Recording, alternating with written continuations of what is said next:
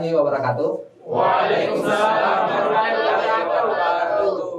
Puji syukur kita panjatkan kehadirat Allah Subhanahu wa taala karena atas limpahan rahmatnya sehingga kita semua dapat berkumpul di ruang kelas ini pada mata pelajaran pemeliharaan mesin kendaraan ringan.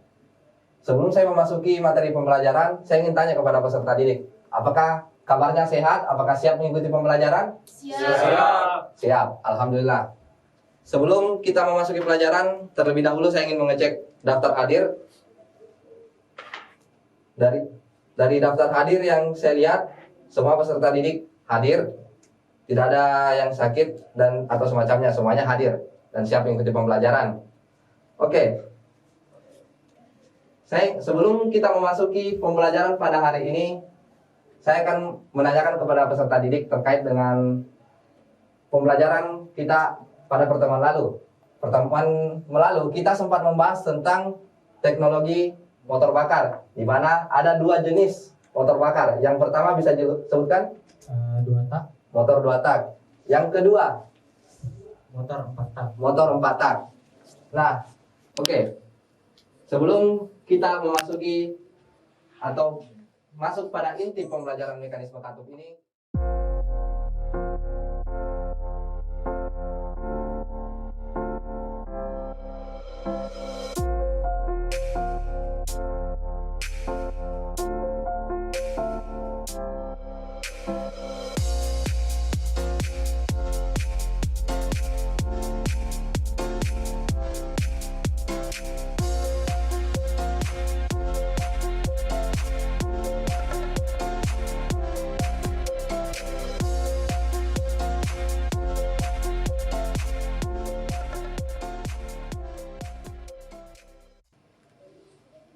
saya akan memperlihatkan sedikit video tentang mekanisme katup. Nah, setelah saya memutar video ini, saya akan bertanya kepada peserta didik sekalian terkait dengan mekanisme katup.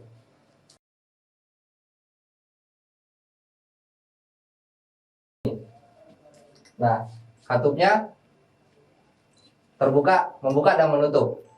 Nah, seperti dengan fungsi dari keran tadi, bahwa keran itu digunakan untuk membuka atau menutup aliran air. Nah, sekarang saya mau tanya, apa fungsi mekanisme katup itu? Sesuai dengan video yang telah peserta didik lihat dan setelah saya peragakan dengan menggunakan alat peraga. Ada yang bisa jelaskan?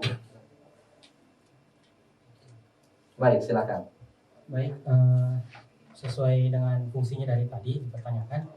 Jadi kalau kita lihat keran air itu kita untuk mengatur aliran air yang dikeluarkan. Sedangkan untuk mekanisme katup sendiri, dia mengatur campuran bahan bakar dan udara untuk masuk ke dalam silinder. Oke, benar sekali. Selanjutnya, adapun tujuan pembelajaran kita hari ini terkait dengan mekanisme katup yang pertama adalah siswa mampu menjelaskan atau menerangkan tentang mekanisme katup. Yang kedua, siswa mampu mengikuti langkah-langkah perawatan mekanisme katup secara teliti, cermat, dan tepat sesuai dengan SOP atau standar operasional prosedur. Yang ketiga, siswa mampu melakukan perawatan berkala pada mekanisme katup sesuai dengan job sheet dan SOP secara teliti, cermat, dan tepat. Kemudian yang terakhir, siswa mampu memeriksa hasil perawatan berkala secara cermat untuk memastikan bahwa hasil perawatan berkala yang dilakukan pada mekanisme katup itu telah sesuai. Selanjutnya kita masuk pada materi. Oke, ini fungsi katup ya. Tadi telah dijelaskan oleh temannya. Mengatur katup, membuka, dan menutup sesuai dengan waktunya. Proses pembakaran. Dimana setelah terjadi proses pembakaran di sini, piston bergerak turun atau pada langkah ekspansi, kemudian bergerak lagi dari titik mati atas ke titik mati bawah. Nah, sesuai pemahaman peserta didik sekalian, ada yang bisa jelaskan atau menyebutkan apa perbedaan antara kedua mekanisme katup ini? Oke, silakan. Baik Pak, jadi perbedaan dari overhead valve dan overhead camshaft itu yang pertama, kalau overhead valve itu camshaftnya terletak di terletak di blok silinder, sedangkan overheat camshaft itu camshaftnya terletak di kepala silinder. Selanjutnya, saya ingin membagi peserta didik ke dalam 3 kelompok.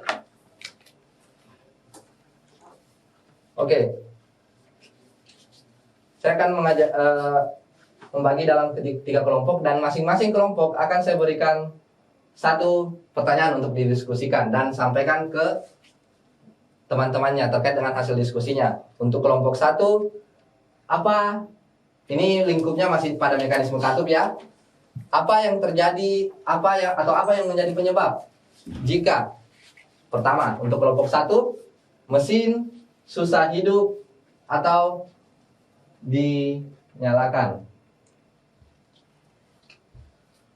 Baik. Dari kelompok 1 mungkin perwakilannya untuk menyampaikan hasil diskusi apa yang menjadi penyebab mesin sulit dinyalakan. Silakan. Baik, saya perwakilan dari kelompok 1 akan menjabarkan hasil diskusi kami. Yang pertanyaannya itu di mana mesin sulit untuk dinyalakan atau susah hidup.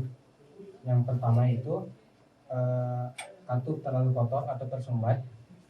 Selanjutnya adanya loss kompresi pada silinder dikarenakan adanya kebocoran pada seal flap ataupun karena celah katup terlalu lebar sehingga terus membuka, ataupun yang ketiga ada katup yang macet, dan mungkin yang terakhir itu timing katup yang tidak tepat.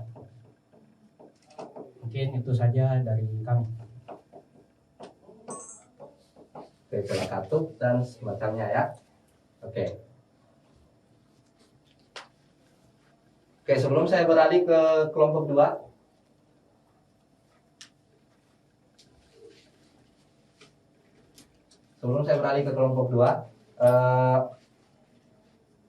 yaitu pertanyaan, saya jelaskan kembali, sebutkan kembali pertanyaannya.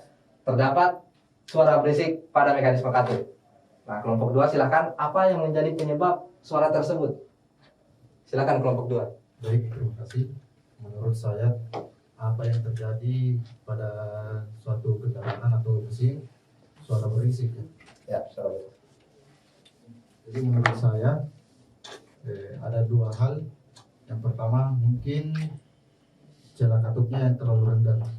Yang kedua rantai keteng atau timing chain-nya yang sudah longgar dan perlu diganti. Mungkin itu saja dari kelompok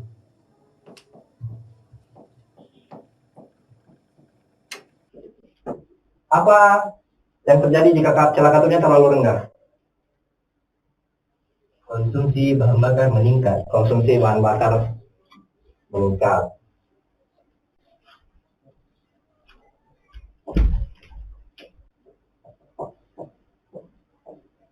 Oke, baik. Saya rasa jawaban dari kelompok C juga sudah cukup bagus.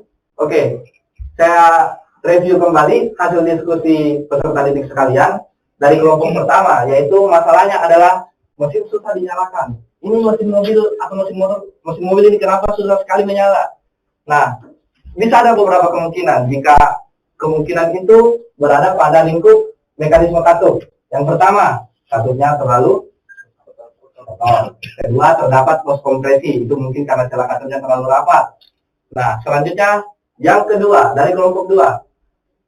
Terdapat suara berisik pada mekanisme katup. Ketika menyalakan mobil, terdapat suara berisik atau mungkin suara ketukan atau suara apalah itu di bagian mekanisme katup. Bisa saja pada beberapa kemungkinan. Yang pertama, celah katupnya renggang. Yang kedua, timing chain-nya yang longgar. Nah, saya rasa itu jawabannya cukup tepat. Yang ketiga dari kelompok 3, celah katupnya terlalu rapat. Yang terjadi adalah konsumsi bahan bakar bisa saja meningkat. Nah, saya tambahkan 1, pembukaan katupnya terlalu cepat dan terlalu lama karena renggang. Jadi ketika bergerak sedikit saja katupnya langsung terbuka. Yang kedua, ketika celah katup terlalu rapat atau terlalu renggang, bisa saja terjadi kehilangan performa. Yang terakhir terjadi overheating atau panas berlebihan.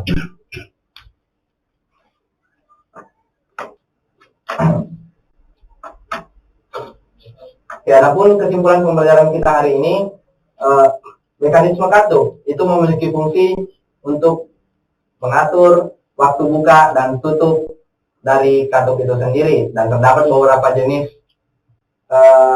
mekanisme katup, ya OHP atau overhead valve, OHC atau overhead cam, dan double overhead camshaft atau DOHC.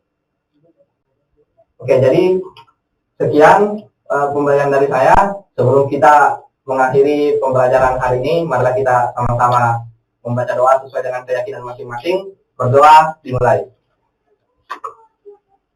Wabillahi taufiq wal hidayah. Wassalamualaikum warahmatullahi wabarakatuh. Waalaikumsalam warahmatullahi wabarakatuh.